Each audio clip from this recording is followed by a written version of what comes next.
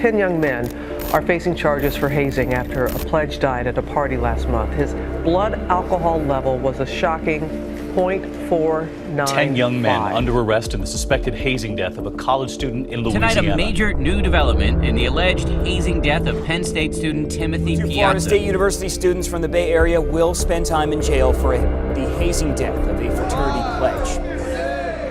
Consumption of alcohol is a significant factor in over 90% of all insurance claims.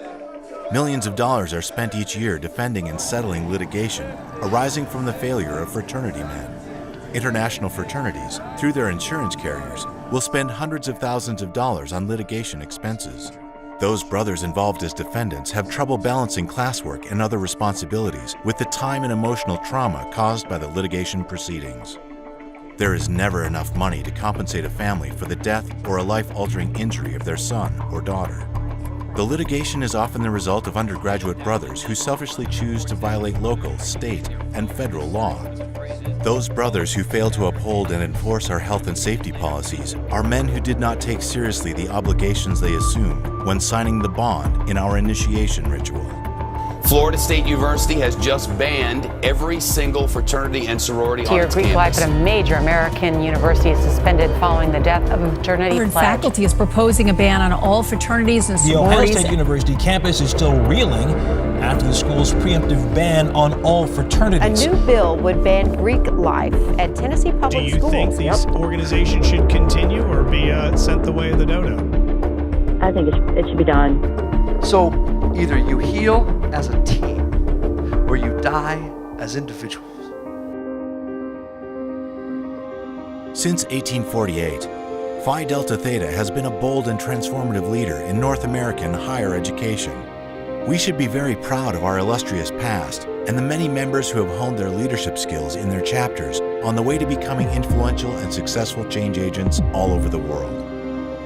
While we celebrate all we have accomplished, we must be ever mindful of our duty to uphold our founder, Robert Morrison's famous quote, "To do what ought to be done, but would not have been done.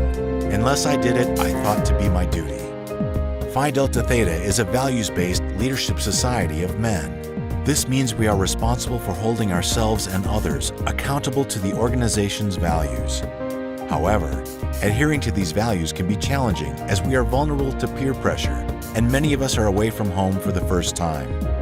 In this environment, some of our members may participate in risky behavior, including testing limits on alcohol and drug use. Additionally, negative behaviors and attitudes about women, sex, and unrealistic standards of masculinity may be accepted or even glorified. A new era of accountability is now upon us. Specifically, it questions the very existence of Greek organizations and the future viability to survive and excel. The fraternal movement is grappling with the contradiction of morals and values espoused by Greek organizations and the on-the-ground reality of hazing, misuse of alcohol and substances, and lack of accountability and self-governance. We must continue to evolve to meet these challenges and live our cardinal principles every day. Phi Delta Theta has an awesome responsibility to rise to the occasion like we have done so many other times, to be courageous trendsetters, willing and able to challenge the status quo, and lead from out in front.